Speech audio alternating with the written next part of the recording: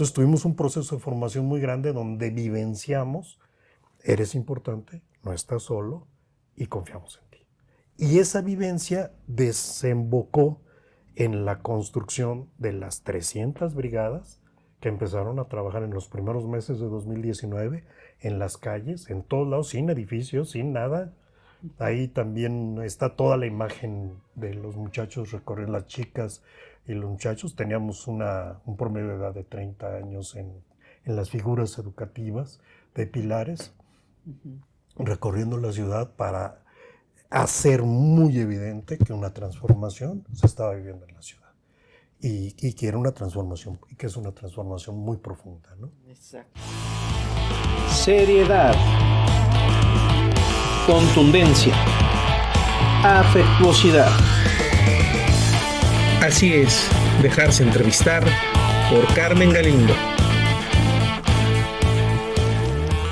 Estamos aquí con Samuel Salinas Álvarez y vamos a platicar de los pilares. Lo primero que te quisiera yo preguntar de los famosos pilares es que me dijeras que no se tú estuviste en el origen de los pilares, Es o correcto. sea, lo anterior a los Es pilares, correcto. ¿no? ¿Cómo sucedió esto? Sí, empezamos con algo bastante más modesto y que desembocó en estos puntos de innovación, libertad, arte, educación y saberes, los famosos pilares de la Ciudad de México. Pero empezamos con algo bastante más modesto en Tlalpan. Cuando la actual presidenta de México fue delegada en Tlalpan, durante su campaña advirtió la presencia de muchos jóvenes estando en la calle. Y entonces empezó a ver que no había opciones ni de bachillerato, que los muchachos perdían muy rápidamente el ejercicio de su derecho porque los expulsaban de las secundarias, en fin. Y dijo, vamos a hacer espacios donde puedan estar los jóvenes, y me invitó a echar la mano en la Dirección de Educación, donde empezamos a hacer las ciberescuelas, aprovechando instalaciones y equipamiento que venía, bueno, ya obsoleto, que venía desde años antes, cuando la izquierda empezó a gobernar en esta ciudad, ¿no? En Tlalpan se abrieron espacios para que los jóvenes tuvieran oportunidad de acceder al internet gratuito en muchas zonas de Tlalpan. Y pues estos espacios ya no estaban tan modernizados y tal. Entonces se modernizaron, abrimos 22 ciberescuelas con un éxito maravilloso. Quienes vean el programa van a tener la oportunidad de ver, por ejemplo, que eran espacios orientados a jóvenes, pero las familias se apropiaron de ellos rápidamente, totalmente gratuitos, y con una oferta muy amplia que la iba definiendo la propia comunidad. Entonces empiezan en Tlalpan en 2016 y ese es su inicio. Tienen un éxito tremendo, nos dan el premio a la innovación en educación en la Ciudad de México, una revista Líderes reconoce el trabajo y hacen una premiación. Y ese es, digamos, el origen, el arranque. Es este interés por abrir espacios para que los jóvenes puedan ejercer su derecho a la educación, y ahí ofrecíamos desde primaria hasta, bueno, empezamos a trabajar con mujeres plomeras que venían y daban unos talleres, y en fin, ese es el origen. Ese es el origen, ¿no? Y ya a la hora en que abren pilares, digamos, ¿no? ¿En qué momento es cuando es jefa de gobierno la que hoy es presidenta, Sí. Claudia Sheinbaum Pardo, ¿sí? Sí, es un proceso muy, muy interesante el que se vivió. Claudia comprometió nuestra presidenta, comprometió durante la campaña la apertura de espacios tipo ciberescuelas en toda la ciudad.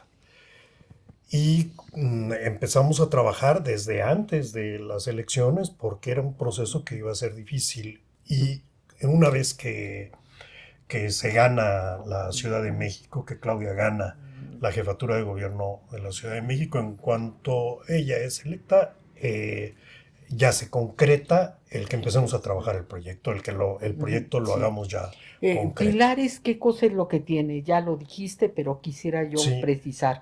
¿Es saberes, dices? Sí, Pilares tiene una ciberescuela Sí. que básicamente se ocupa del ejercicio de los derechos educativos formales, digamos, Sí. básica, bachillerato en línea, opciones abiertas, se asesora jóvenes que tienen, que están estudiando la universidad abierta, en fin, ¿no? Es una ciberescuela, un área de autonomía económica con talleres fundamentalmente exacto. orientados para mujeres, Ujú. en donde hay costura, nosotros le llamamos pomposamente diseño de modas, Ujú. y la Sí. gente se lo toma Sí, en serio y sí, le hace sí. su diseño de moda. Fíjate que mi abuela, por parte de mi mamá, era costurera y tenía personas que trabajaban para ella y eso, y ella cortaba y cosía y eso, ¿no? Y Sí, entonces yo tengo una relación muy especial con lo con la del, costura con y la el diseño, costura, de exacto, sí, modas. Sí, no, exacto, sí. la gente se metió a Pilares con los talleres tradicionales de este tipo, gastronomía, en fin, pero con nuevos talleres que le abrieron oportunidad de aprendizaje a la gente, por ejemplo, robótica. Ujú. Entonces teníamos un Madre. taller precioso de robótica en donde la gente aprendía a ponerle a sus viejos aparatos, de sus tocadiscos, sus aparatos viejitos, pequeños aditamentos para Bluetooth, entonces para poder mandar Ujú. la música desde el celular a través del Bluetooth y que sonaran aquellas bocinas estupendas, Sí, en fin, antiguas, y la gente recuperando. Bueno, sí. talleres de robótica, etcétera. Es decir, teníamos la oferta educativa, la oferta de autonomía económica, básicamente con talleres de diversos Ujú. tipos, se sigue teniendo, por supuesto, eh, un área de saberes Ujú. que implicaba desde atender a la población indígena en la Ciudad de México para que pudieran hablar y discutir y usar su lengua en Pilares. Hay un Pilares muy lindo en la colonia Roma que es el Pilares de la calle de Monterrey, en donde los triquis y otros grupos Sí. indígenas Ujú. que viven en predios de la colonia se Sí. han apropiado de la Ujú. Casa Grande, le llaman, vamos a la Casa Grande, Ujú. y que era un lugar donde en la época del neoliberalismo se hacían los negocios de una de las secretarías de la Ciudad de México. O sea, es una casa preciosa, inventariada por el INBA, y ahora es la casa donde los habitantes indígenas y con las señoras también de la Roma, que están encantadas, hay veces en el telar de cinturas. Realmente Pilares, recorrer Pilares es casi Un, un asunto turístico. Entonces perdón, si me sí. extiendo mucho, tú No, córtame, no, no. porque yo me arranco hablando de No, me Pilares. parece perfecto. Y tenemos todos esos talleres, la parte de saberes, inclusión de la diversidad, eh, de todos los grupos lésbicos, homosexuales, transexuales, etcétera. Fuimos de los primeros que empleamos a mujeres transexuales que nos ayudaron a normalizar dentro Claro. de todos los espacios educativos públicos que se abrieron, 300, 290 y tantos con edificios y otros que funcionan a nivel de brigadas. Nos ayudaron a normalizar la presencia de las diversidades para reducir violencias, ¿no? Entonces también tenemos un área de cultura de paz que busca, sigue existiendo, reducir, erradicar. Nos lo proponemos como erradicar, aunque sabemos que es Sí, prácticamente imposible porque la sí. especie tiene su parte de violencia casi intrínseca. En fin, una discusión ahí fuerte que tenemos. Un área de derechos humanos, un área de cuestiones ambientales, en fin, es una oferta amplia la que tiene Pilares, y en esa gran currícula que se le ofrece a la gente va escogiendo. Ujú. Entonces tú ves, tenemos un esquema que lo vamos a proyectar dentro del programa, tú ves cómo la gente va eligiendo actividades. Ujú. Entonces hay Claro. actividades como por ejemplo el taller de serigrafía, que tiene muchísimo éxito Ujú. en algunos sitios y otros en donde ahí está el pulpo que hay que moverlo a otro lado porque Porque no, no. no tiene gran demanda. Sí, Y sobre todo, bueno, muy importante, el área para el ejercicio de derechos culturales, sí. ¿no? Mira, quisiera yo mencionar aquí, has mencionado varias veces la palabra derechos, ¿no? El derecho. Y la presidenta constantemente se refiere a los derechos, ¿no? Pues aunque no lo creas, con toda mi experiencia maestra universitaria y demás, hasta el otro día que estaba platicando contigo, entendí lo que quiere decir derecho. El derecho quiere decir que el Estado tiene obligación de cumplirlo, o sea, obligación de darle Así educación, es, obligación, etcétera. O sí. sea, que cuando se dice de derecho, yo lo entendía torpemente como de que yo tengo derecho al acceso a la cultura, yo tengo derecho a la educación, pero como una actitud de mi parte, ¿me Ujú, entiendes? ujú, Como de que me apropiara yo de eso, ujú, que bueno, saber que tengo derecho a la sí. educación, ¿no? Estoy meditando aquí cosas familiares, pero por ejemplo, mi mamá estudió hasta secundaria Ujú, y cuando nosotros ya estábamos en la universidad, dijo, pues yo no sabía que uno podía venir a la Universidad Nacional, que era gratuita, y nunca se me ocurrió que sí, yo pudiera, es decir, no sabía que había esa opción. Eso era lo que yo entendía, sí, que uno se enterara de que cuando la presidenta dice, tienen el derecho de esto, que sí, bueno, que lo exijas, que lo pidas, ¿no? sí, Una actitud de la persona de apropiarse. Y hablando contigo, me di cuenta que lo que quiere decir es, el Estado tiene la obligación es de correcto, darle a usted es esto, correcto, ¿no? Y sí. entonces, eso es mucho más, Es, digo, es fundamental. es una cosa formidable. Por otro lado, lo que estás diciendo de cultura y arte, ¿no? Y, para crear una cultura de paz, ¿no? Sí, Esto, por ejemplo, ¿no? Está en la Secretaría de Cultura, que yo estoy familiarizada con eso, digamos, con la Secretaría de Cultura, porque hago periodismo cultural y entonces estoy constantemente pendiente de estas cosas.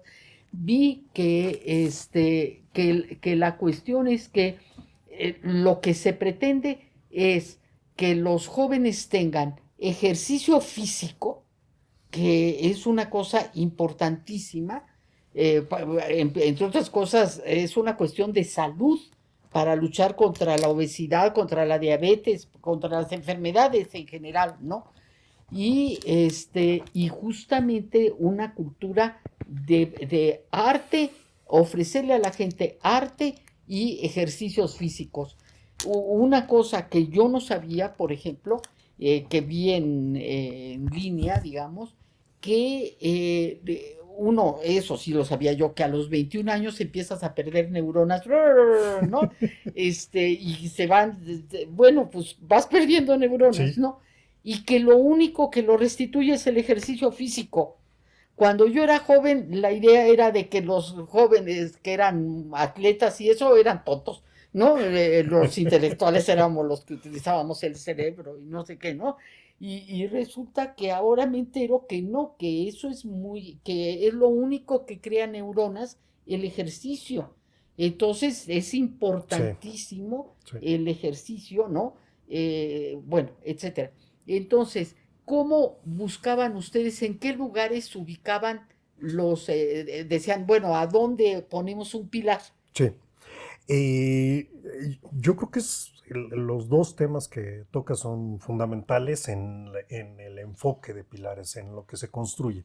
Que Pilares es más que, mucho más que un edificio nuevo, reciente, bien construido, bien equipado, construido con una discusión con la comunidad, con una discusión de los usuarios para evitar la formación de aulas, nada más en las aulitas Sí. y la educación lancasteriana, de todos sentados viendo al profesor. Bueno, ese es más que eso, más que tecnología, más que equipo, aunque tienen un equipamiento muy importante. Es entender que lo que está pasando hoy en México es resultado de muchas luchas largas para Sí. construir derechos, para ganar derechos y que que son producto, no son una graciosa concesión del Estado, son producto de luchas sociales de largo aliento, el derecho a la educación, Sí. ¿no? O sea, en 1910 el analfabetismo era del 90% y la gente no se lo cree. Pero ahora el periodo neoliberal nos quita la palabra derecho, así como andan expropiando todas las palabras, ¿no? Libertad, en fin, ahora se sienten liberales, pero en fin, nos quiere expropiar la palabra derecho y sustituirla por oportunidad. Y no. No es, ellos dicen, es que no hay ejercicio de derechos sin oportunidades. No, perdóname. Nuestro derecho es obligatorio, por ejemplo, el derecho a la educación es obligatorio para los dos, para los jóvenes y para el Estado. Sí. En la educación superior es obligatoria solo para el Estado, pero hasta la preparatoria es la educación básica y media superior es obligatoria para todos. Es decir, un joven tiene la obligación de asistir a la escuela, ¿no? Y ese es entender que los derechos, el derecho al arte, a la literatura, al cine, en fin, son el resultado de fuertes luchas, el derecho a la visibilidad de las minorías o de las diversidades, que a veces no son tan minorías, ¿no? De todas las diversidades, el derecho a un niño que tiene algún tema de discapacidad cognitiva, de educarse con sus pares de la misma edad, el derecho de un niño de 12 años a escolarizarse, 11 años a escolarizarse en sexto, aunque no sepa leer y escribir. Y entonces todos estos es el derecho esencial del ser humano, ¿no? Y esa es una parte. La otra parte que tocas y que me parece central es la necesidad de un cambio en el paradigma de la adolescencia. O sea, se había convertido en algo tan obsoleto la educación en nuestro país. O sea, la habían despedazado tanto y habían lastimado tanto a los profesores, a los maestros, sí, que se hablaba de que los adolescentes estaban en falta, que adolecían de cosas, y no. La adolescencia es un periodo de toma de riesgos que implica una evolución para la especie, ¿no? Yo siempre comento con la gente que me quiere escuchar, que no hay mucha, pero comento con ellos que no fueron changos viejos los que se bajaron de los árboles, ¿no? O sea, quien toma riesgos son siempre o generalmente los jóvenes. Y entonces ese paradigma, ese cambio de paradigma cambia completamente, por ejemplo, la estructura de los pilares. Entonces son espacios donde no necesitas presentar nada para entrar o salir, totalmente libres, ¿no? Por eso siempre pedimos que los niños vengan acompañados de un adulto, porque entra y sale quien quiere. Se registra quien quiere, o al menos así ocurría hasta hace algún tiempo. ¿Por qué? Porque lo que queremos es que la gente sienta que ese espacio público, por el simple hecho de ser persona, tiene derecho a usarlo, ¿no? Y entonces ese es un enfoque muy fuerte en donde lo que construimos fue eso, tres criterios centrales para nuestra relación con los jóvenes y con todas las personas.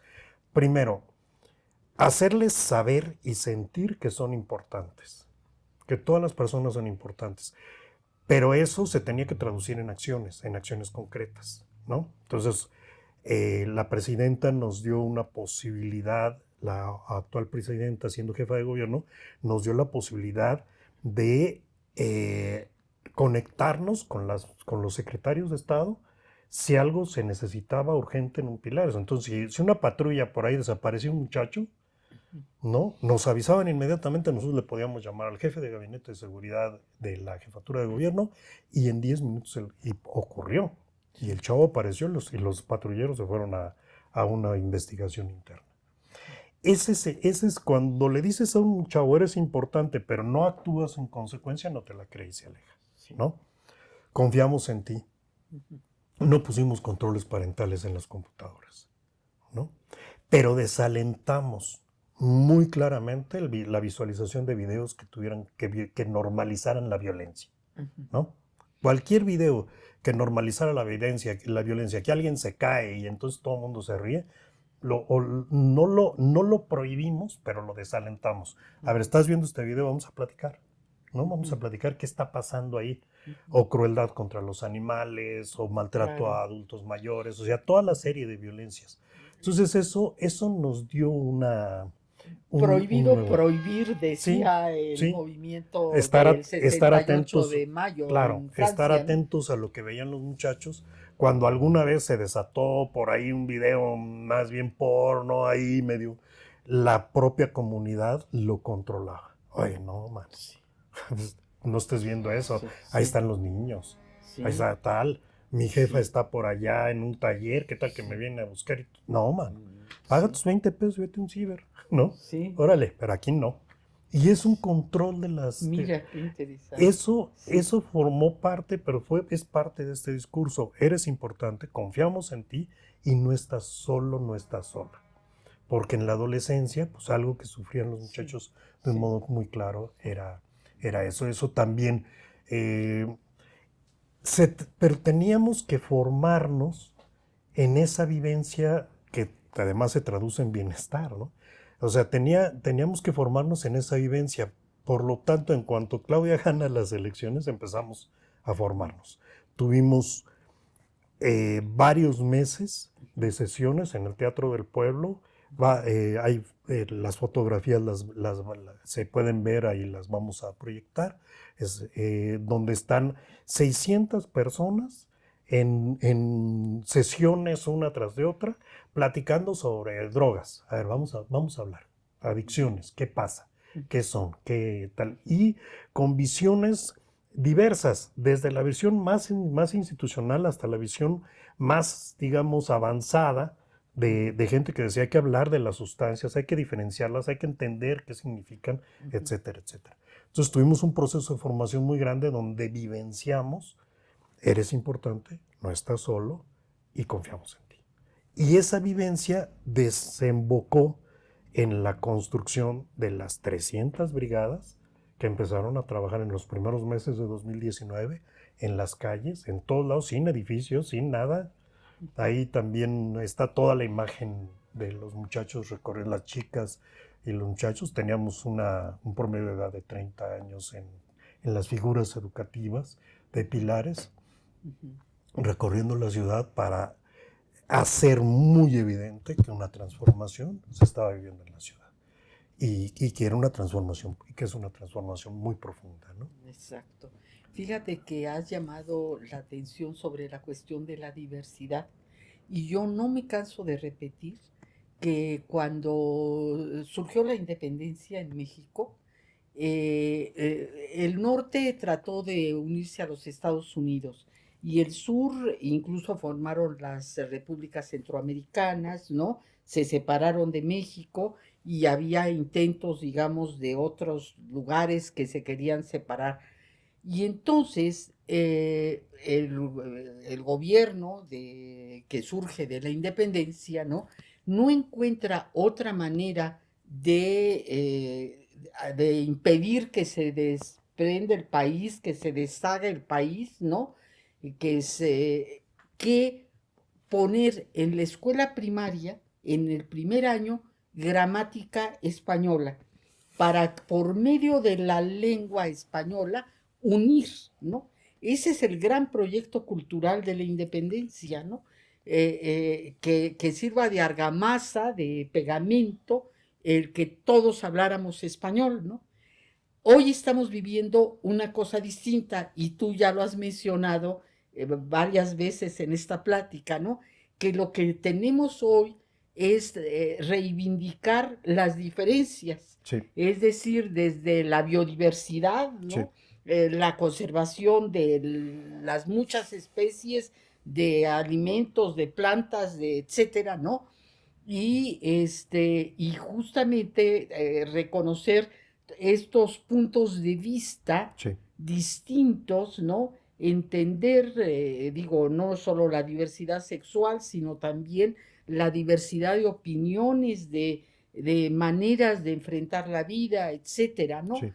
Y cuando dices lo de saberes, hay una discusión muy importante en nivel mundial sobre que se ha dejado de lado el saber popular, ¿no? Y que hay que reivindicar esos saberes populares, ¿no? Que después de todo, por ejemplo, la medicina surge del conocimiento de las plantas, ¿no? Y ahí es en donde se origina, digamos, todos los medicamentos.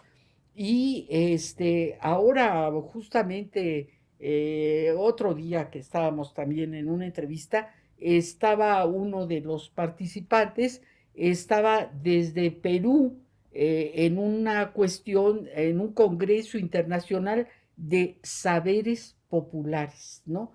Es decir, te digo, un congreso internacional, o sea, no es que estemos nosotros ni volviendo al pasado, ni nada, sino al contrario, es lo último que se está tratando en la cultura mundial, ¿no? Esto, ¿no? Sí, es absolutamente cierto. Y este reconocimiento de la diversidad nos permite encontrar lo que nos mantiene unidos, ¿no? O sea, hay una serie de valores a los que no vamos a renunciar y por los que vamos a seguir luchando, ¿no? Claro. Por los que vamos a seguir peleando. La dignidad de todas las personas, exacto, ¿no? En medio de esa gran diversidad que de pronto entre en el equipo de formación esté una chica Kenia, además que es una activista fuerte por los derechos de las mujeres trans. Kenia Cuevas estuvo con nosotros y su presencia permitía como repensar y construir de verdad el tema de la dignidad de todos los seres humanos, ¿no? Era una chava plantada, genial y tal, que además nos trajo y invitó a otras chicas. ¿Qué dentro de esta diversidad, qué principios tenemos? La dignidad, la integridad de la vida, en fin, ¿no? La libertad, desde luego, pero no individual, como la quieren ahora presentar, sino la libertad colectiva, construida, porque nadie puede ser libre mientras de que haya gente el concepto de interculturalidad, ¿no? Que ninguna cultura es inferior o superior a otra, ¿no? Sino que todas las culturas son iguales, o sea, que se deben de tomar en cuenta, que todas nos pueden enriquecer, ¿no? A Pilares es curioso, porque a Pilares se fueron añadiendo, se fueron integrando, se interesaron por el proyecto. Muchos jóvenes de indígenas, no indígenas, etcétera, que oyeron de la existencia de Pilares y dijeron, yo quiero estar en eso, ¿no? Pudiendo tener otros empleos, incluso mejor pagados, se fueron a meter ahí a Pilares y empezaron a trabajar ahí. Eso nos hizo que recuperáramos experiencia de gente que había trabajado con jornaleros agrícolas migrantes en migración interna en México, con pueblos indígenas directamente. Nos permitió recuperar compañeros que habían trabajado con gente en situación de calle. O sea, de pronto como una manifestación muy clara de la cantidad de personas que durante estos, ¿cuántos años? Casi 30 años que lleva la izquierda gobernando en esta ciudad, se fueron incorporando a uno, a otro proyecto, compañeros que venían de la experiencia de Faros y que venían a echarnos la mano acá con otros proyectos. En fin, fue muy lindo como ese encuentro de saberes, ¿no? Hablantes de lenguas indígenas, en fin, tejedoras de telar de cintura. Bueno, dije lo de la gramática en lengua española, ¿no? Para unir el país. Y hoy, por ejemplo, la nueva escuela mexicana lo que propone es que en el primer año la gente habla en su lengua materna, no en español forzosamente, ¿verdad? Así es. Sino justamente, o sea, esta diversidad de lenguas, ¿no? País pluriétnico, pluricultural, creo que dicen multicultural, ¿verdad? Sí, multicultural y pluriétnico. Y pluriétnico, ¿no? Exacto, sí. Bueno, ahora, espérate, Samuel, te quería yo preguntar de nueva cuenta, cómo elegían los lugares a donde Ya, iban a poner perdón, los pilares. perdón, sí. Eso me parece muy importante. Teníamos, en el mapeo había 3 consideraciones básicas. Las colonias, barrios y pueblos de menor índice de desarrollo social, ¿no? De menor índice de desarrollo humano, con los indicadores que se construyen en la ciudad, en fin, en diversas instituciones. Mayor presencia de jóvenes, de población joven, Eso es. y que más estuvieran padeciendo procesos de violencia. Ah, Nos abstuvimos muy claramente de no hablar de lugares violentos ni de poblaciones violentas, porque eso no es cierto. La no, propia gente nos enseñó a decir son lugares en donde estamos padeciendo violencias, ¿no? exacto. Entonces sí, ese era lo básico. Y además algunos puntos metropolitanos de mucho movimiento, ¿no? Que, como por ejemplo la glorieta del Metro Insurgentes, en fin.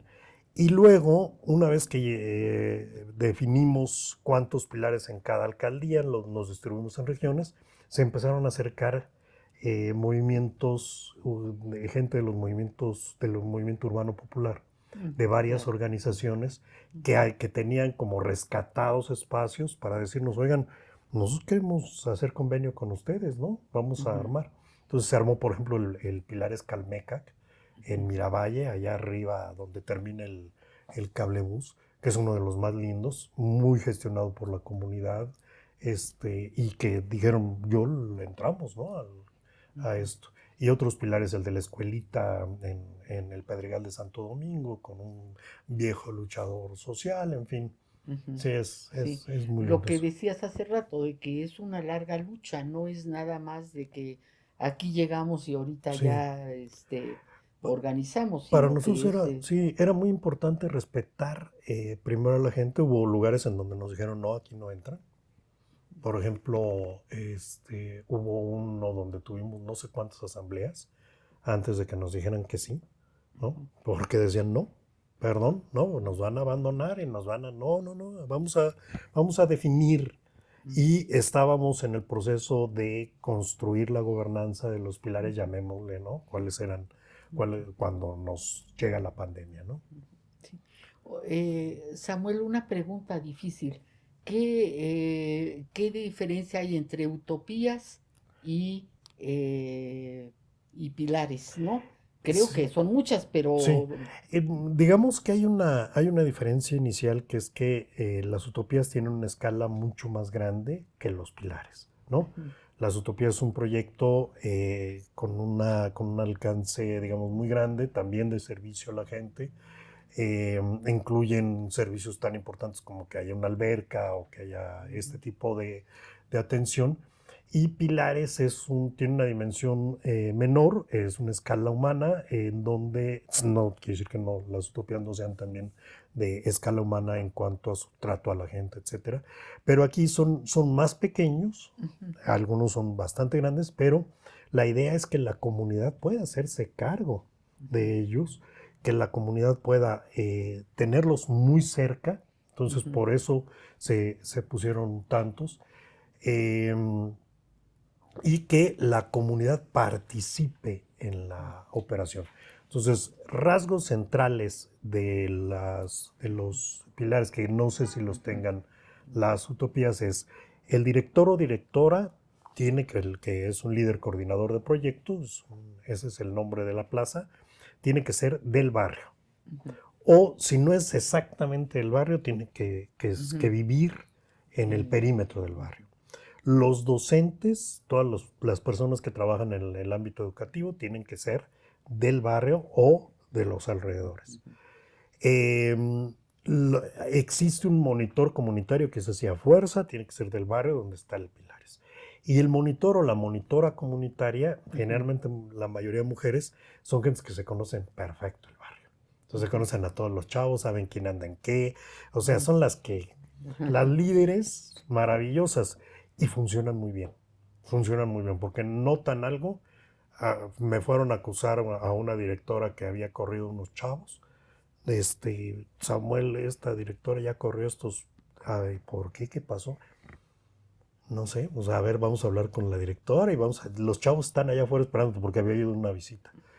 Y le digo, ¿qué pasó? Me dice, es que vinieron con una punta, Samuel, ¿no? Era peligrosísimo. Entonces ya salgo a hablar con los chavos y ya me empiezan a explicar y todo lo que había pasado y las broncas que tenían con sustancias, etcétera.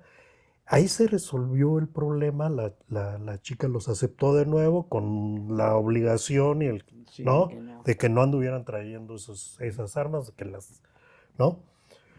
Y se resolvió el problema, pero gracias a que la señora se dio cuenta, la monitora comunitaria. Entonces, esas son algunas de las fuertes diferencias que se tiene. Los pilares tienen una autonomía, se diseñaron para que tuvieran una autonomía relativa. O sea, el Pilares va decidiendo su oferta de servicios, Claro. ¿no? El Ya Pilares entendí. decide si cierra o no. El Pilares decide si participa en una celebración del barrio o no. El Pilar está permanentemente abierto. Llegan dos chavos, me da chance de hacer aquí mis ensayos de los 15 años, soy profesor y enseño a bailar 15 años. Pásale, compañero. Sí. Oiga, ¿y aquí me pueden dar chamba? Sí, pero tienes que estudiar. O sea, sí puedes entrar como tallerista para enseñar a bailar bachata y no sé qué enseñan. Un par de chavos. Bailas, pero estudias. Y entonces, sí, entraban a bailar, se ponían a estudiar su prepa y tal, y ahí andan los chavos, todavía tenemos contacto con ellos. Fantástico. Esa es, digamos, la diferencia, que es algo muy enraizado en la comunidad, y que tiene quienes los gobiernan, debe ser gente de la comunidad, ¿no? Oye, y la cuestión educativa, ¿no? Es decir, ¿se les da título, no se les da título, se reconocen esos estudios, no se reconocen? Eso es.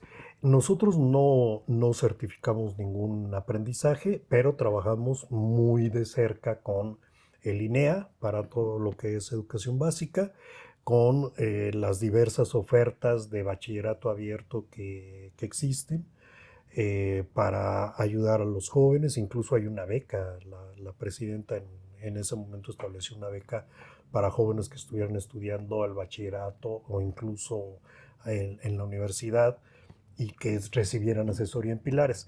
Lo que nosotros hacemos es ayudarle a las personas en sus procesos de aprendizaje. Los docentes no necesitan ser profesores. Lo que necesitan es tener el nivel en el que quieran educar. Ajá, O ya. sea, Sí, sí, haber sí. pasado por lo menos la experiencia hasta el bachillerato. Y la Sí. experiencia de aprendizaje, el bachillerato tenerlo certificado. Pero llegamos a tener compañeros docentes que ni la primaria tenían. Y ahí hicimos milagros para que pudiéramos adecuar las reglas de operación de tal manera que pudieran estar ayudando. Porque nosotros no enseñamos, aprendemos junto con otras personas. Incluso los cursos se llaman Aprendo en comunidad para ejercer mis derechos. Y entonces lo que hacemos es, ok, ¿quieres aprender matemáticas? Hay un profe de cálculo chidísimo, ¿no? Estaban prohibidos los pizarrones en pilares. Eso sí era de las cosas que yo había prohibido por mí. Yo les decía, no pongan, bueno, Sí, no, porque prohibido tú no. has sido No, profesor, sí. eras profesor de educación básica, Y ¿no? yo les decía, no pongan pizarrones porque la tentación de ponerse a darle la espalda a los muchachos y ponerse a explicarle al pizarrón es muy fuerte. Entonces no usen pizarrones, muchachos. Y al principio no había pizarrones. Ya después sí los pusimos porque a los muchachos les servían un montón y tal. Pero entonces traían unos pizarroncitos por acá, clandestinos. Los chavos lo resolvieron y traían sus pizarrones porque no podían. Pero nosotros no, el Pilares no certifica, pero las instituciones que tienen programas abiertos, en fin, son las que certifican los aprendizajes Es perfecto. y los niveles que se van cursando. ¿Algo más, Samuel, que quieras Pues añadir, que sí, quieras yo creo comentar? que Pilares es, bueno, en agosto del 23, Pilares se transforma en el subsistema de educación comunitaria de la Ciudad de México. Yo creo que es un subsistema único, no solamente en México, que es un caso muy especial, sino incluso a nivel mundial. Y que creo que es fundamental recuperar lo que está detrás, lo que estuvo detrás de la consolidación del programa en una ley y en un subsistema, en un cambio en la ley de educación de la Ciudad de México y en un cambio de la estructura de la administración pública en la Ciudad de México. Y es que la educación es un derecho que no cesa con la edad. O sea, es un derecho a lo largo de toda la vida. Y es para el Estado obligatoria. Sin embargo, tenemos todavía un sistema de atención a la educación de adultos que yo diría que es obsoleto, que se quedó, ¿no? En aquella época en la que la urgencia era la alfabetización, sí, y que el trabajo era fundamentalmente voluntario. Me parece que necesitamos un esfuerzo nacional para atender educativamente a toda la población, atender el derecho de todas las personas, de los seres humanos, a recibir educación a lo largo de su vida, en diversas áreas y diversas posibilidades, y que pues se puede articular con el INEA y con CONAF y otras, y todas las instituciones que tienen programas abiertos de educación para articular este esfuerzo y hacer realidad el derecho a la educación. No cesa cuando un chavo dice, yo ya me fui porque aquí ya en esta prepa ya no la hago, ¿no? Soy muy relajiento o no entiendo nada, o ya me aburrí porque es súper aburrida la educación que aquí me están brindando. Ahí no ha cesado la obligación del Estado de seguirlo atendiendo. Y eso es algo que se comprendió en la Ciudad de México, que se ha comprendido y que está operando, y creo que se podría ocurrir a nivel del país. Y bueno, pues gracias por charlar contigo. No, al contrario, Samuel. Samuel y yo nos conocemos desde hace mucho tiempo, ¿no? Porque fuimos, fuimos maestras de Samuel. Él era maestro de educación primaria y luego estudió ciencias políticas, ¿no? Así es. Y ahí fue donde nosotros, mi hermana y yo, te contactamos, ¿no? O sea, tenemos mucho tiempo de conocernos, Sí, ¿no? sí. Y yo escuchaba más bien de lo de los pilares y eso, y sabía que tú estabas ahí en ese lugar, ¿no? Digamos, sí, que estabas ahí colaborando con la hoy presidenta Claudia Sheinbaum Pardo.